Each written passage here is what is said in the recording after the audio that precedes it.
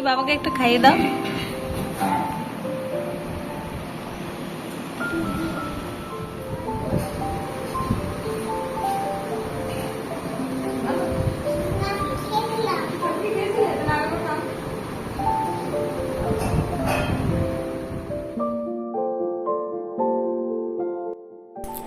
Hello everyone, good morning. Bankura থেকে আমি তুহিনা। তুহিনাজ পেছনের আরও একটি নতুন ব্লগে তোমাদেরকে স্বাগত জানাই। আজকে আমি 11 এপ্রিল বৃহস্পতিবারের একটি ব্লগ তোমাদের সাথে শেয়ার করছি। এডিটিং করতে 2-1 দিন বেশি সময় লাগলো, মাঝখানে আমার শরীরটা একটু খারাপ হয়ে গেছিলো। তো আজকে বৃহস্পতিবার, আমি সকাল সকাল দেখতেই পারছো কিচেনের সমস্ত জিনিসপত্র বের করে দিয়েছি।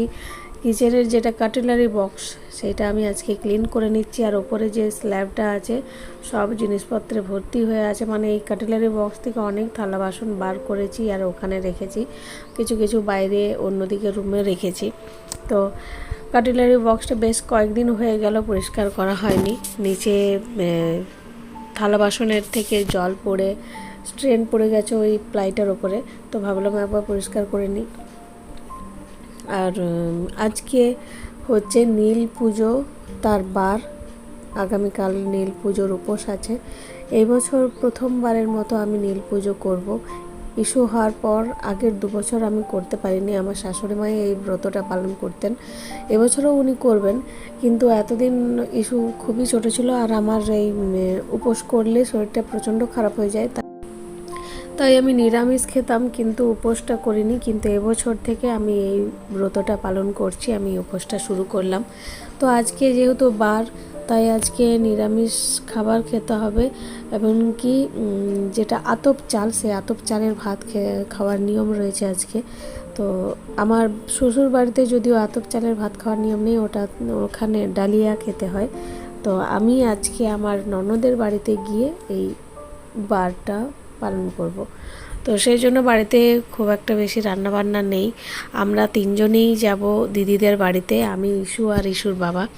ওদের বাড়িতেই আজকে দুপুরে লাঞ্চটা সারবো। আর সকালে তো নিরামিষ খাবার খেয়েছি, চিড়ে খেয়ে নিয়েছি 3 জনেই। আর আমার শ্বশুরমশাই আর শাশুড়িমা ওনারা বাড়িতে থাকবেন। আমার শাশুড়িমা এখন এসে পৌঁছাননি, উনি এখানে এসে তারপর আজকে ডালিয়া আর খিচুড়ি করবেন। ওনারা 2 জন বাড়িতেই থাকছেন, আমরা 3 জন দিদিদের বাড়িতে যাচ্ছি। তাই বাড়িতে খুব একটা বেশি রান্নাবান্না নেই যেহেতু, তাই আমি ভাবলাম কিচেনটা একবার ক্লিন করে নিই। তারপর আবার কালকে যেহেতু উপোস আছে, তো একটু পরিষ্কার পরিচ্ছন্ন শুদ্ধ করে নেব আর কি। তো এই দেখো সমস্ত কাটলারি বক্সটা আমি ক্লিন করে নিয়েছি ভালোভাবে ঘষে 2-3 বার ধরে। তারপর তার উপরে একটা করে প্লাস্টিকের কভার পেতে দিয়েছি। এই কভারগুলো পেতে দিলে কি হয়, বাসনে টুকটাক যদি জল থেকে যায় ডাইরেক্ট ওই স্টিলের কাটলারি বক্সটার উপরে পড়ে না, না হলে স্টিলটার উপরে জল পড়ে পড়ে মরচে ধরে যাচ্ছিলো। তাই আমি রিসেন্টলি এই পদ্ধতিটা অবলম্বন করছি, খুব ভালো। তো আমরা স্নান টান সেরে একদম রেডি হয়ে দিদিদের বাড়িতে চলে এসেছি। এই যে এটা হচ্ছে দিদিদের বাড়ির বাইরের গেট। তো আমরা গেটের বাইরে দাঁড়িয়ে আছি, ইস্যুকে নিয়ে এই যে ঢুকছি।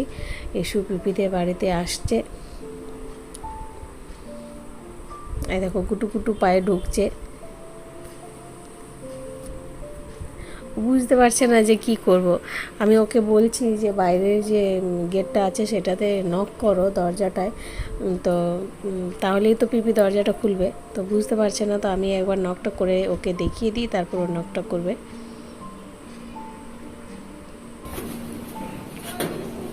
এই দেখো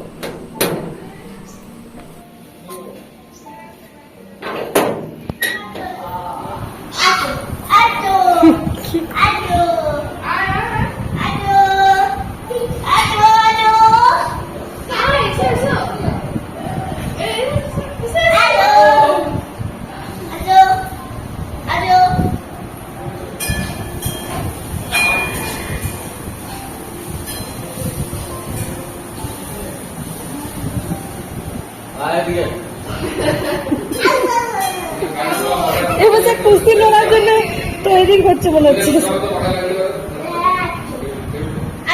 এদিকে এসো।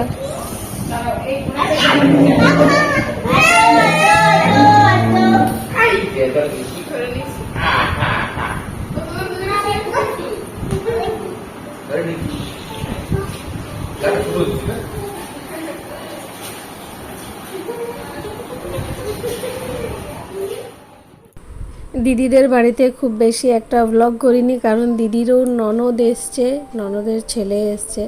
তো দেখতেই পেলে এখানে ভাই বোনদের একটা বেশ ভালো গোল টেবিল বৈঠক বসেছিল, বেশ মজা করেছে ওরা। কিন্তু যেহেতু আর ওই দিদি এসছেন, তো ওই দিদির কাছে আমি খুব একটা সাবলীল ছিলাম না ব্লগ করার জন্য, তাই খুব একটা বেশি তুলতে পারিনি। তো ওইখানে থেকে বাড়িতে এসেছিলাম, বাড়িতে এসে আবার একবার মাচানতলা বাজারে গিয়েছিলাম।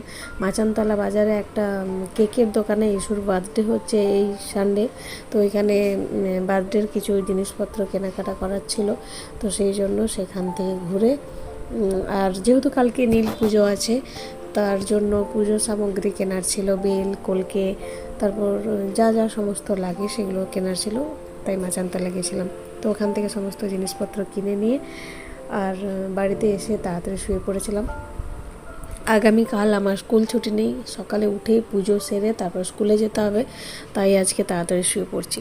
তো এটা হচ্ছে এখন যে পুজোটা দেখতে পাচ্ছ, এটা পরের দিন সকালে, অর্থাৎ শুক্রবার দিন আমি 3টে, 3:30 নাগাদ উঠে পড়েছি। তারপর স্নান টান করে ঠাকুরের পুজোর জোগাড় যন্ত্র করতে শুরু করে দিয়েছি। এই যে দেখো, আকন্দ ফুলের মালা, আকন্দ ফল, কলকে ফুল, বেল পাতা, তারপর গোটা বেল আর গোটা ফল সমস্ত কিছু আমি কালকে মাচানতলা বাজার থেকে কিনে নিয়ে এসেছিলাম। আর এই নীল পুজো আমি এর আগে কখনো করিনি, কিভাবে করতে হয় বা এর সমস্ত কিছু নিয়মাবলী আমি জানি না। এই বছর থেকে আমি শেখার চেষ্টা করছি। তো ভুল ত্রুটি অবশ্যই হতেই পারে, আমি ঠাকুরকে আগেই বলে নিয়েছি যে ভুল ত্রুটি হতে পারে, আমাকে আগেই ক্ষমা করে দাও। আর যেহেতু পুরো দিন আমার উপোস থাকার অভ্যেস নেই, আর নির্জলা উপোস আবার বলতে পারো, যাতে জল চাটা আমি খেতে পারি, তাই সকালেই আমি উঠেই পুজোটা করে দিচ্ছি, একটা প্রদীপ জ্বালিয়ে দিয়ে তারপর আমি স্কুলে বেরোবো। আর আমাকে সবাই বলেও ছিল, এখানে পাড়ার যারা কাকিমারা আছেন, যারা এতদিন ধরে নীল পুজো করে আসছেন, তারা সবাই বলেছিলেন যে তুমি একটা দীপ জ্বালিয়ে দিয়ে যাবে, তারপর স্নান টান করে, তো তারপর তোমার শাশুড়ি মার পুজো হয়ে গেলে উনি তোমাকে ফোন করে বলে দেবেন, তারপর তুমি একটু ফল নিয়ে যাবে, সেটা খেতে পারবে। তো আমি ভাবলাম দীপ জ্বালিয়ে শুধু শুধু কেন যাব, আমি যাচ্ছি যখন দীপ জ্বালাচ্ছি, যখন একটু পুজো করে নিই। আমি 2টো করে সেট নিয়ে এসেছিলাম, একটা করে আমার জন্য, একটা আমার শাশুড়িমার জন্য, আকন্দ ফুলের মালা থেকে শুরু করে সমস্ত কিছু। তো আমি একটু শিব ঠাকুরের মাথায় জল, মধু, ঘি, একটু চন্দন, হলুদ, এই সমস্ত কিছু টিপ, সিঁদুরের টিপ, সমস্ত কিছু দিয়ে যতটুকু জানি আমি পুজো সেরে তারপর আমি স্কুলের জন্য রেডি হয়ে গেছি। এখন ঘড়িতে বাজে 4:40। তো আমার এখন মর্নিং স্কুল চলছে। তো দেখো বাইরেটা একবার দেখাচ্ছি তোমাদেরকে, বাইরে তো পুরো গুড়গুড়ে অন্ধকার, এখনও পর্যন্ত ভোরের আলো ফোটেনি। অনেকটাই সকালেই আমাকে বেরোতে হয়, ভোরেই বেরোতে হয় আর কি স্কুলের জন্য। আর আমাকেও কলেজ মোড় পর্যন্ত পৌঁছে দিয়ে আসে, ওখানে আমাদের একটা 12 জন টিচার মিলে স্কুলে গাড়ি ভাড়া করা হয়েছে, সেই গাড়িতে করে যাব। তো আমার পুজো সেরে নিয়েছি, আমি একবার পুজোর জায়গাটা তোমাদেরকে একবার দেখাই। আর আমার যে ঠাকুর রয়েছেন সিংহাসনে, তাদেরকেও আমি একবার পুজো করে নিয়েছি, যেহেতু নিত্য পুজোটা আমার বাড়িতে হয়। তো এই দেখো, আমার হাজব্যান্ডের কাণ্ডটা দেখো, তরমুজ কেটে দিয়েছে আমার জন্য, এক টিফিন বক্স ভর্তি, অর্ধেকটা তরমুজ প্রায় আমাকেই দিয়ে দিয়েছে, এতটা তো খেতেই পারবো না। আর তরমুজের জন্য এইখানটাতে একটুকু লবণ দিয়েছে, আর এটাও একটা শরবত, অরেঞ্জ স্কোয়াশের শরবত। আর এখানটাতে আছে একটু আঙ্গুর আছে এই টিফিন বক্সটাতে। এত কিছু আমি নিয়ে যাচ্ছি, আমি আদৌ খেতে পারবো না। আর আজকে দোকানের কোনো খাবার বা বাইরের কোনো খাবার যেহেতু আমি খাবো না, তাই আমি চাটা নিয়ে যাচ্ছি। কত পুরো ফুল ভর্তি করে দিয়ে দিয়েছেন আমার শাশুড়ি মা, আমি অতটা খেতে যদিও পারবো না। আসছে ওইখানে টেবিলে রাখা থাকলো, আরও একটা উপরে রাখা আছে।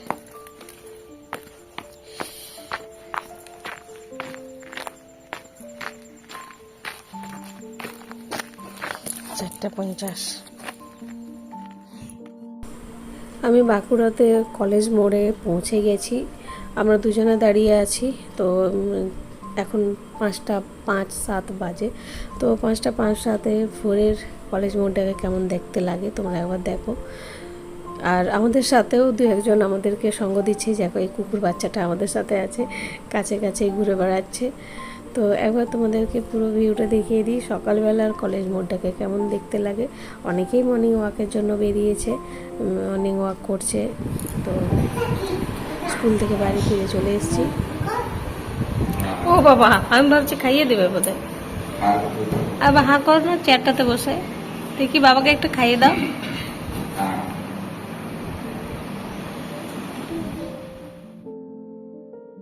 তো ইস্যু শশা খেতে খুবই ভালোবাসে। তো আমি স্কুল থেকে আসার পর আমাকে বললো যে এই শশাটা কেটে দিতে, সামনেই নামানো ছিল, দেখতে পেয়েই বলছে মা শশাটা কেটে দাও, আমি শশাটা খাবো। তো ওকে কেটে দিলাম। বাবা ছেলের শশা খাওয়া চললো একটু, তারপর এই যে ডাব নিয়ে এসছে। তো আমি ডাবটা প্রথমে ভাবলাম যে একটু খাবো, তারপর দেখলাম যে ও কিন্তু খেতে খুব ইন্টারেস্টেড হয়েছে। আগের বছর গ্রীষ্মকালে আমি ওকে অনেকবার ডাবের জল খাওয়ানোর চেষ্টা করেছি, একবারের জন্য ডাবের জল খায়নি। আমি একদম বিফল হয়ে গেছি। কিন্তু এবারে দেখো, ডাবটা দেখা মাত্রই ও চেয়ার থেকে উঠে গেছে টেবিলে, তারপর আমার কাছে আসছে ডাবের জল খাবে বলে। তো আমি এবার তো অবাক হয়ে গেলাম, পুরো ডাবের জলটা প্রায় ওই খেয়ে নিয়েছে। তাই জন্য আমি আর খেলামই না। যেহেতু ও ডাবের জলটা খেতে পছন্দ করছে, তাই ভাবলাম ও যখন খাচ্ছে খেয়ে নিক, কতক্ষণ পছন্দ থাকবে তা তো বলা যাবে না। তাতে যেহেতু একবার খাচ্ছে তো একবারই খাক। তো একবার করে আমার মুখে স্ট্রটা দিচ্ছে ঠিকই, কিন্তু আমি ওই টানার নাম করছি। একদমই ডাবের জলটা খাইনি, ওকেই খাইয়ে দিয়েছি পুরোটাই। ও কিন্তু বেশ মজা করে করে খাচ্ছে স্ট্র দিয়ে দিয়ে, ওর ইন্টারেস্ট লাগছে খেতে। তো আমারও খুব ভালো লাগলো যে আগের বছর খাওয়াতে পারি, এবছর তাও খেতে শিখলো। তো ডাবের জল খাওয়া দাওয়া হতে হতে মা, ছেলে, ওর বাবাও ছিল, সবারই খুব গল্প চলছে। বেশ এনজয় করলাম আমরা টাইমটা।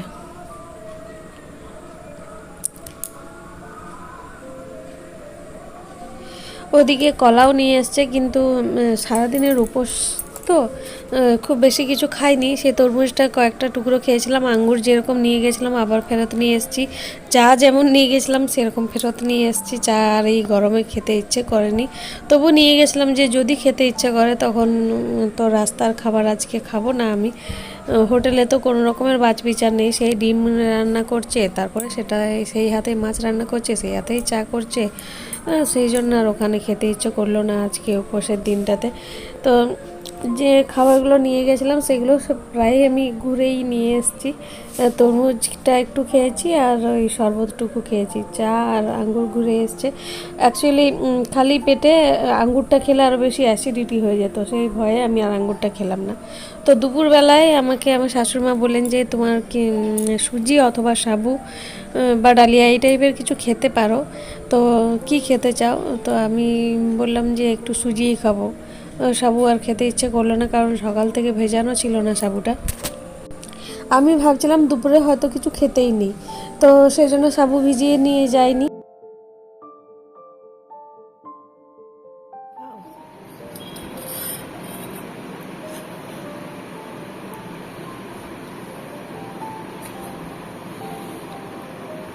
আর আজকে কি খেতে হয় বলতো? আম খেতে হবে। হ্যাঁ, কি আনবে? না, এটা দাদাই আনে নেই, এটা দাদাই এনেছে। আজ তো বাড়িতে দাদাই নেই, এটা দাদাই এনেছে। ও, বিকেলে আম থেতো খাওয়া হলো। তো এরপর একদম রাত্রে সোজা ডিনারে চলে এসেছি। ডিনারের মেনু আজকে একটু লুচি, আলুর দম, নিরামিষ আলুর দম, আর দুপুরের একটু সুজি বেঁচেছিল সেই সুজি, আর সিমুইয়ের পায়েস, আর ওই যে রসমালাই নিয়ে এসেছিলেন বাবু, সেই রসমালাই। তো এই হচ্ছে রাত্রে। রিসেন্টলি কদিনের মধ্যে আমি 2-3 দিন আমি বাজারে গেছি, লোকাল মার্কেট আমাদের এখানে মাচানতলা মার্কেট গেছি।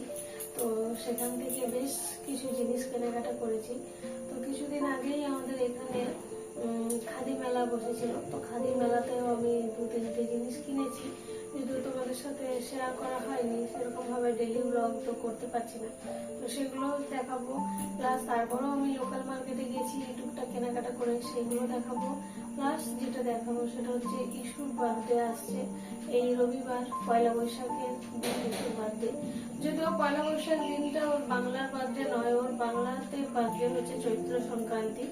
তো চৈত্র সংক্রান্তির দিন হয়েছিল 14ই এপ্রিল, তো এবছর 14 এপ্রিল ডেটটা করছি পয়লা বৈশাখের দিন। যেহেতু আমরা পার্টিটা 14 এপ্রিলে রাখবো, তাই এবছরের বাংলা ডেটটা কিন্তু পয়লা বৈশাখ হয়ে যাচ্ছে। তো সেগুলো তো না হয় আমি পরের ব্লগে তোমাদের সাথে শেয়ার করবোই।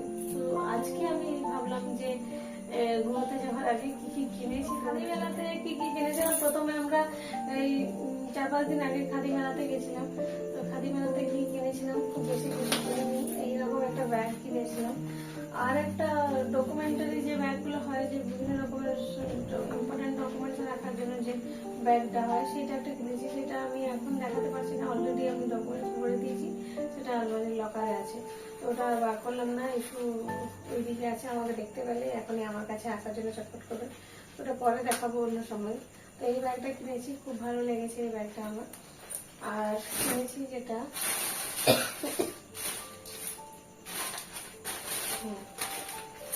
খাদি মেলাতে তো এইগুলোই বেশি এসেছিল, এই টাইপের জিনিসপত্রগুলো। তো এই টাইপের একটা আমি শর্ট কুর্তি কিনেছি, শর্ট একটা কুর্তি, আমার খুব ভালো লেগেছে এটা। আর এটার সাথে ম্যাচিং করে আমি প্লাজোটা কিনেছি। আমি একবার পরে দেখেছি, কিন্তু আমার কিন্তু পরার পর খুব একটা ম্যাচিং লাগছে না। যাই হোক, এটা আমি আলাদা করবো, এটা আমি আলাদা এর সাথে করবো। তো এই প্লাজোটা আমার খুব ভালো লেগেছে। তো এইটুকুই কিনেছি। খাদি মেলাতে বেশিক্ষণ সময়ের জন্য ছিলাম না, 1 ঘন্টার মতোই ছিলাম। তাতে মেলাটা ঘুরে ঘুরে দেখতেই আমার সময় কেটে গেছে, আর কেনাকাটা সেরকম করা হয়নি। ওই 2টো ব্যাগ কিনেছি, না আর একটা জিনিস কিনেছি, একটা পার্স কিনেছি, দেখাই দাঁড়াও।